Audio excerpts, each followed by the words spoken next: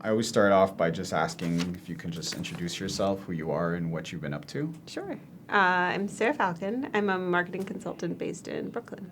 Okay. And who do you work with primarily?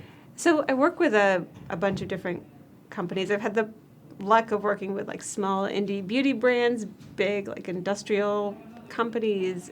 I've done some work with digital agencies. It's kind of all a range, all sort of focused on like brand-centric, customer-focused marketing. Okay.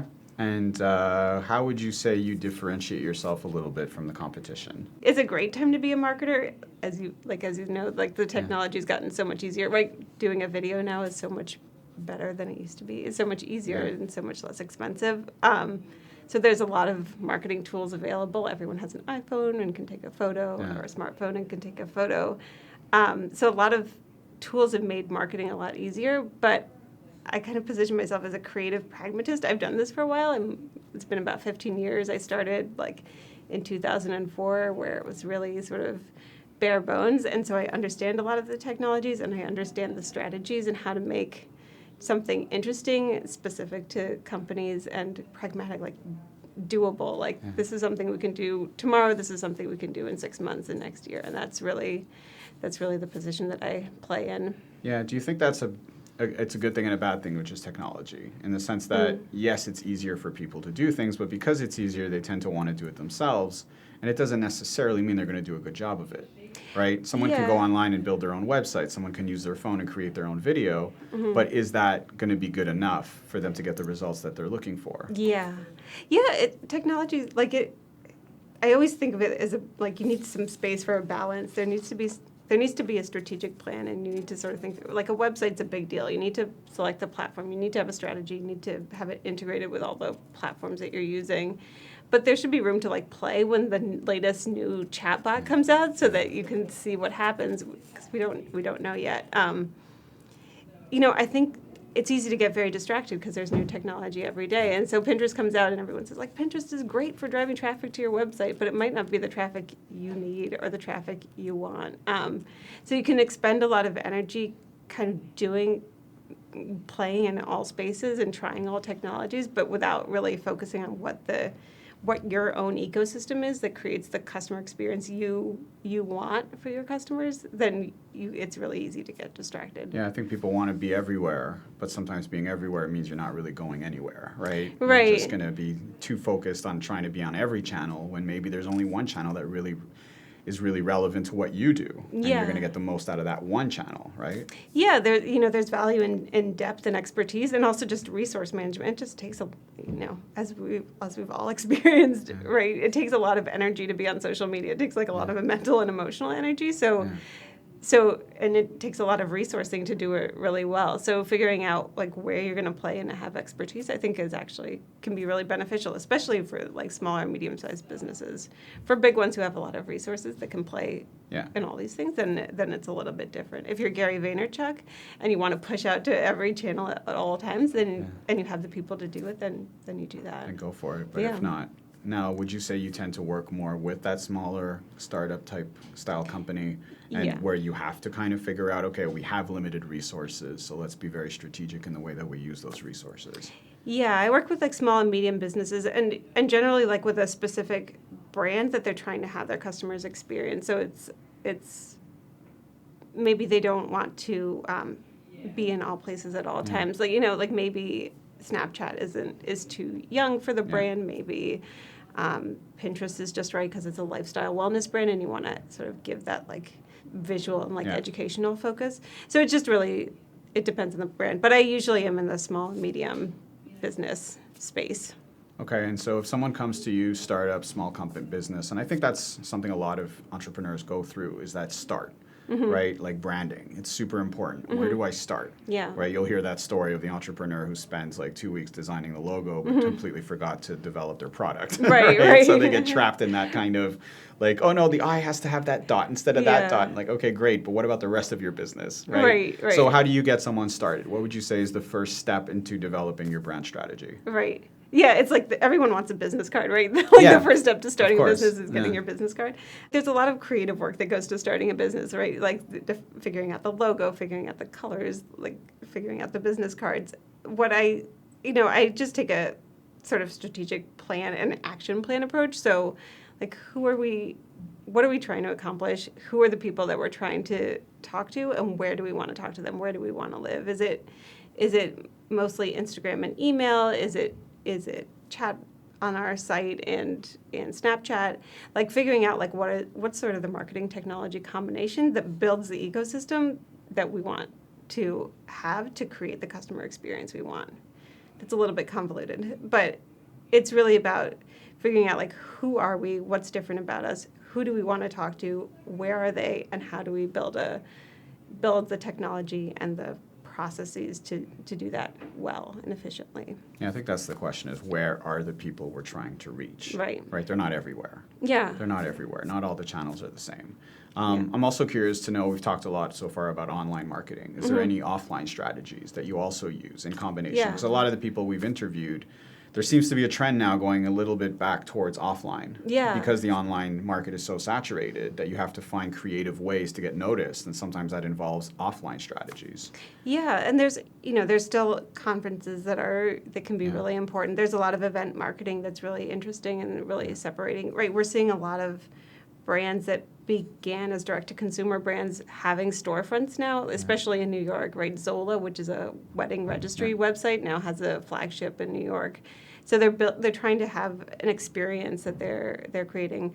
So yeah, I've done a lot of event marketing support and in-store retail marketing support, and it's it's the same thought. Like, who are we trying to reach, and what are the technologies in this case? Is it a brochure? Is it a backdrop? Is it, what are sort of the materials we need to communicate that? And I think also the human interaction, right? Yeah, that's something people exactly. forget. It's Yeah. like, that's maybe the most powerful thing of all, is having the ability to have a conversation with someone and to sell them in person on what you do.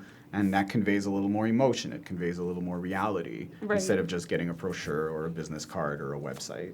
Right, and I mean, that's the influencer marketing, right? Like, there's a lot of noise in the influencer marketing, and it's becoming very sort of expensive and saturated. But there is always that like in-person relationship building and finding the people who are really key to be advocates of your brand or your service. Yeah, so I think that's where events, like you were talking about, I know some companies will organize panels, they'll organize we did it. We had a panel maybe a month ago where we invited people in the B2B space, and we asked them some questions, and we got it on film, and we had a little audience, and it was a great way to connect with people. Yeah, and Meetup.com has been great for that. There are lots of, it's a good way of tapping into local networks, and you can usually speak at events or attend events for a while and speak at events. And you can be very specific in the type of people you invite. Yeah. And you can build a community around that. And I think that that's just a great way to connect with people offline and then drive them towards your online efforts at the same time. Yeah, right? exactly. So what's a mistake you see people make when it comes to branding? Things that you see maybe companies are focusing too much in one direction on something, or they're just not ready for this step, but they're so eager to get there that they skip a whole bunch of other ideas, or is there something that comes up? There was a lot of hype in sort of the past couple of years about Facebook advertising, but it's pretty opaque to see what's converting, and I've just talked to businesses who've dumped a lot of money on it and haven't seen the returns that they were expecting. And I'm not, and you have to understand, like, if you're spending money on Facebook, is it a brand awareness campaign? Just know that you're competing with, like, your niece's, like, really cute niece photos, and, like, whatever news is designed to, like, agitate you, right? So it's a hard space to play in. So if you have a lot of money, if you want to build brand awareness, then maybe that's a place that you want to play in. But if what you're saying is we spend all this money and we're not seeing the sales, then that's a mismatch of expectations and platform. Yeah, and I think with Facebook's a good example where in the beginning it was extremely attractive because it's so hyper-targeted. Yeah. Right? It can be these people with these keywords in this specific geographic location with this age group. I want women, and you think, wow, this is an incredible tool. But like you said, more and more, and as they change the way that they allow you to connect with people, right? You're not in control, they're in control. Yeah. And they're going to make you spend more and more and more in order to potentially reach those people. And even if you get to that person you're trying to reach, like you said, you're competing with cute, kitten pictures, and you're competing with everything else that they're being bombarded with. Right. So even if you get to them, it doesn't mean you're really connecting with them, right? Yeah. And that can be okay if it's part of a marketing mix and that's one of your touch points and you have the resources to manage it and the spend to do it, then it can work really well. I bought a product from an Instagram like advertisement. It's the first time like I was pregnant and I was going to have a baby in winter, and it was a coat that had like a panel. It was a maternity coat, but then it had a panel. So if you had a baby in a carrier, you could add the panel and zip up, right? So like it hit me at like exactly the time where I was like, it's about to get cold. I'm about to need a coat. And look, I'm pregnant and I'm going to have this baby. So for me, like that was the first time I've seen Instagram marketing. It wasn't an influencer. It was a paid ad. But it was very targeted. It was very good, and it was a really good product.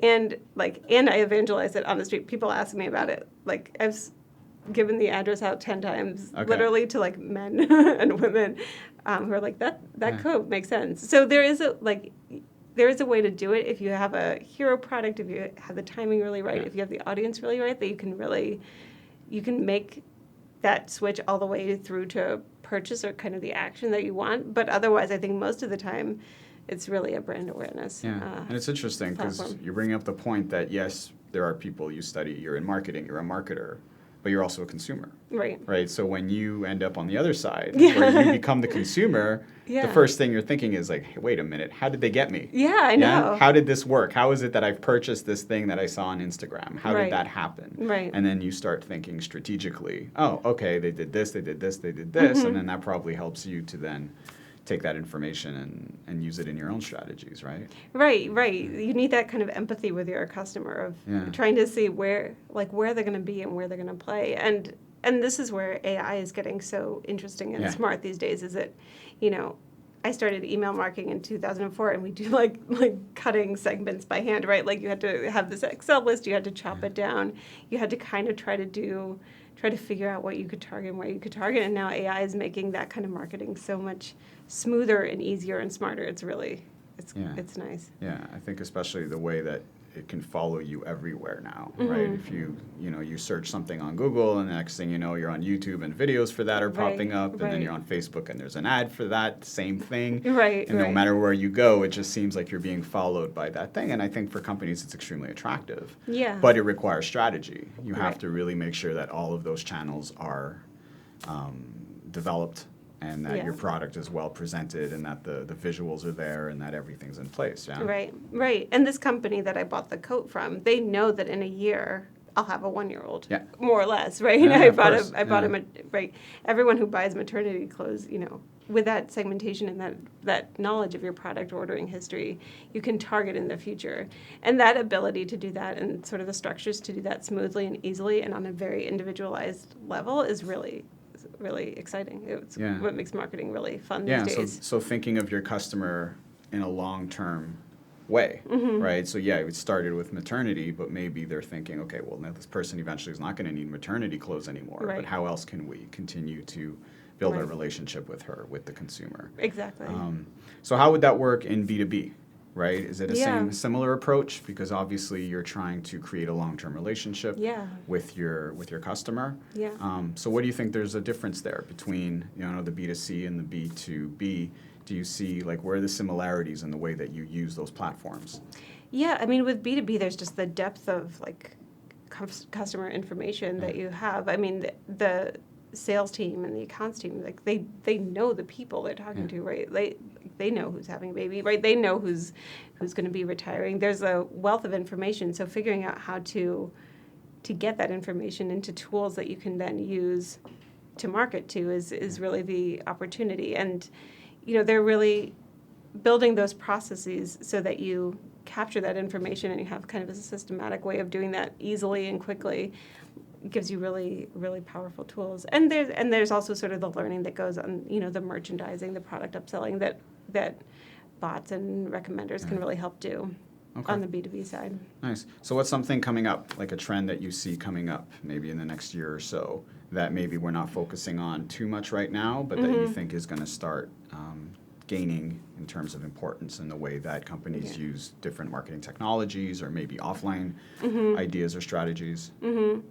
I mean, I think along with, in that AI piece, there's the chat bot and having really helpful, chatbot tools. I just ordered something from Amazon. It never arrived there. So I went on the app and I went to the customer service bot person who said, like, oh, can I help you? And I said, yeah, I have an issue with my order. And they said, oh, the last order? And I said, yeah. And they said, did it not arrive? Or like there were a few selections. It didn't arrive. It was broken or something. I said, it didn't arrive. And they said, okay, we can either credit your account or we can, resend you the order.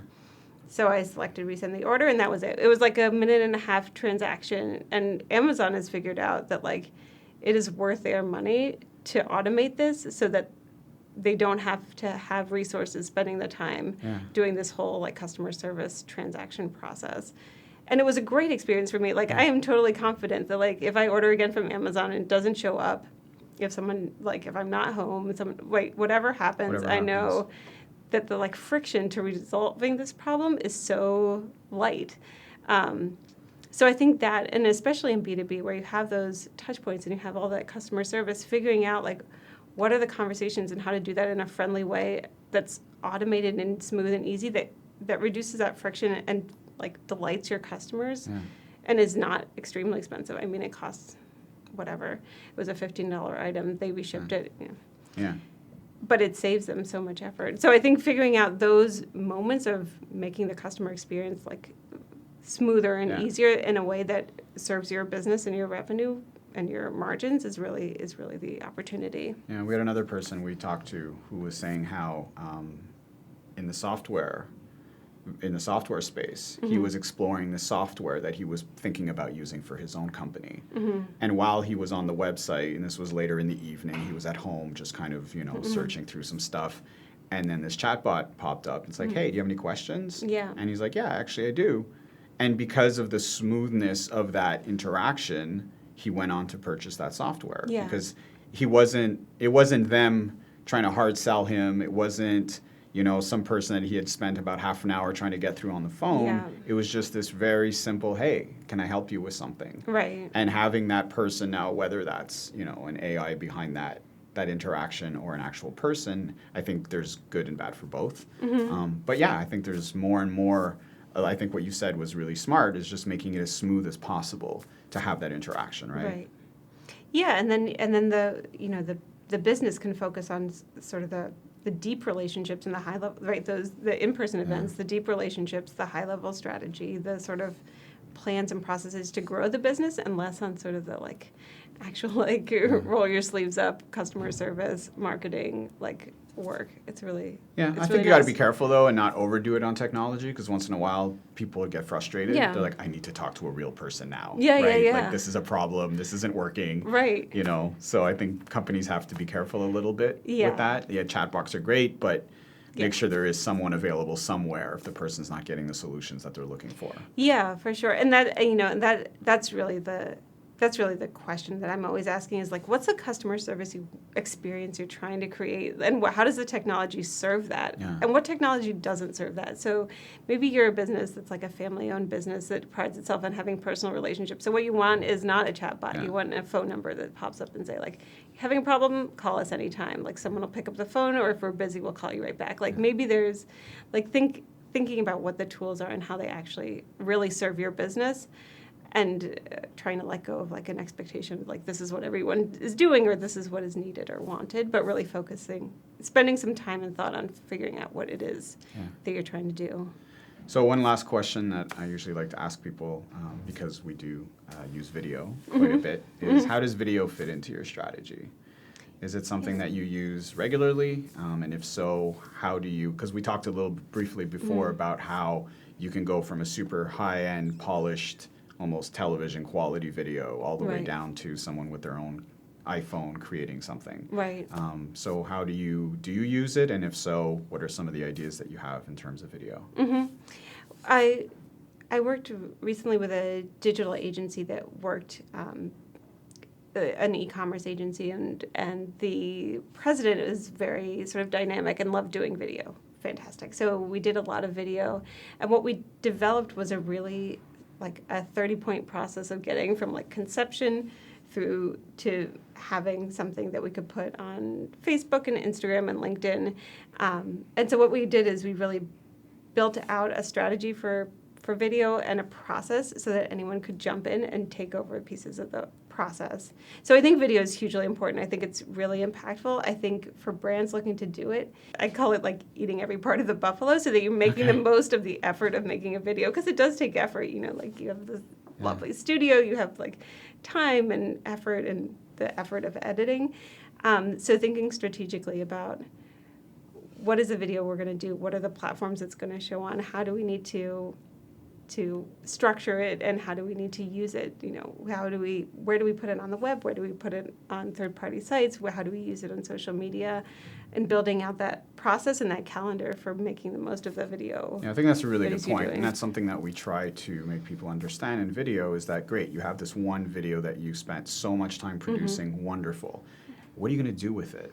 Right? Because we've seen people spend thousands of dollars on this super well done video, and then it sits on their website and they don't drive any traffic to it, and they're expecting it to somehow miraculously be seen by everyone, but no one sees it. Right? Or if people do see it, they're like, oh, that was wonderful, but I don't really get what I'm supposed to do now. There's no call to action. There's no strategy behind the video. Right?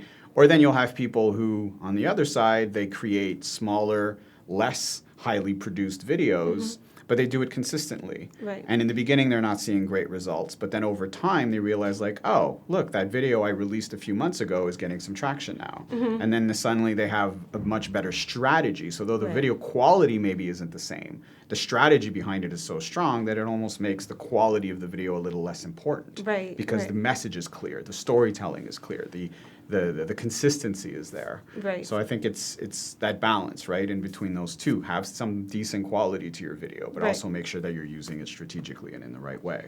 And it's like we talked about that mix, right? There needs to be space to play for you. Like you have an idea and you want to shoot something quickly, and then for more produced, like more expensive videos. Every platform can be optimized, and being curious about what it takes to actually optimize is really important in marketing, right? Like it keeps shifting. What it means to optimize keeps shifting, but understanding what optimization looks like on Vimeo is different from YouTube, which is different from your website, which is different from Facebook, which is different from LinkedIn. And like, it's a lot. It's a lot to do, but the more you can define what optimization looks like at each platform and build a process for achieving that for your brand, the faster it gets and the smoother it gets and the more you can do. That's awesome. Sure. Thank you so much for coming by. Yeah, thank you. It's been great.